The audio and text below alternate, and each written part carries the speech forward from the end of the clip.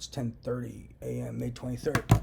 So, key points, rule of thumb. Always ask these investigators who are really criminals and terrorists, how are you misrepresenting this evidence? What key points are you leaving out? Because they actually practice how to phrase and misrepresent evidence when they report to law enforcement, and even purposely leave out key information to misrepresent evidence.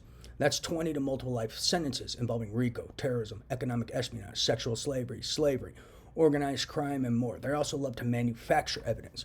So ask them, what's this manufactured evidence you're peddling? Because that's also 20 to multiple life sentences. It's 20 years alone for just misrepresenting evidence and destroying evidence and manufacturing and tampering with evidence in a case involving terrorism. So terrorism, RICO, economic espionage, sexual slavery, terrorist financing, financing of sexual slavery through illegal gambling, data theft, IP theft, and economic espionage.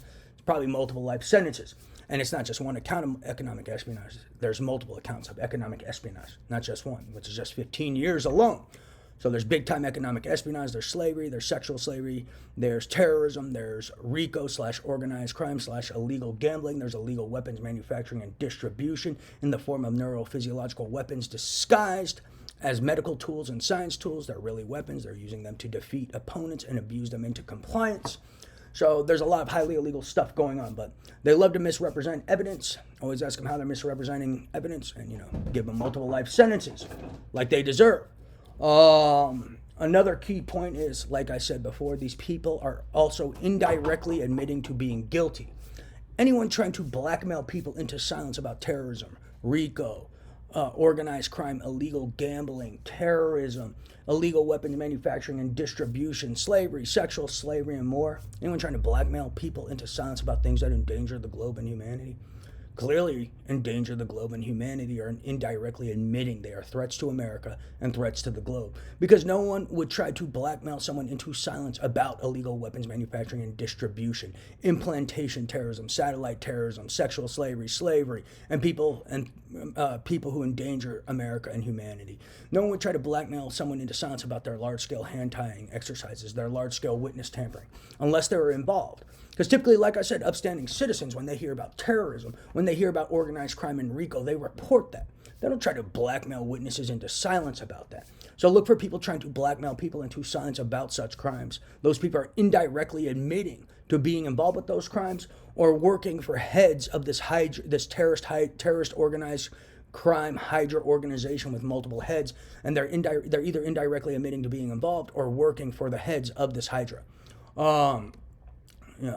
So this is a key point, and no upstanding citizen tries to blackmail people into silence about organized crime, RICO, terrorism, economic espionage on multiple accounts, things that endanger the globe and humanity, and no one tries to blackmail people into silence about unregulated gambling going on, with unregulated money flowing through these gambling rings, idea rings, and data theft rings that are falling into the hands of rapists, pedophiles, terrorists, murderers, illegal weapons manufacturers, and distributors. So ponder that. So anyone trying to blackmail someone into silence about these things clearly are guilty of some highly illegal shit. And anyone trying to find ways to blackmail key witnesses to such clearly involved in highly illegal shit and are basically indirectly admitting to being guilty of this highly illegal shit. So why isn't someone just not arresting them? And like I said before, I'll say it again.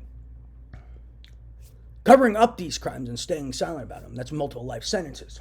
It's obstruction of justice. It's withholding evidence, misrepresenting evidence, multiple life sentences. These are multiple accounts of misrepresenting evidence, destroying evidence, withholding evidence. These are all obstructions of justice, and it's 20 to multiple life sentences. So covering up those crimes is 20 to multiple life sentences. And if you're 60, 70, that's pretty much life. So what person would cover these things up knowing... What person who's being blackmailed into silence would cover up these things if they only did a small-time crime, like where they're only looking at a year, 6 months, a ticket, 5 years? Who would stay silent instead of taking a year, 6 months, a ticket? The only way someone would stay silent about something that could give them multiple life sentences if they stay silent is if they committed crimes that are just as bad. And I've said this numerous times now, so let's pay attention. But yeah, these guys need to go to prison. This is ridiculous.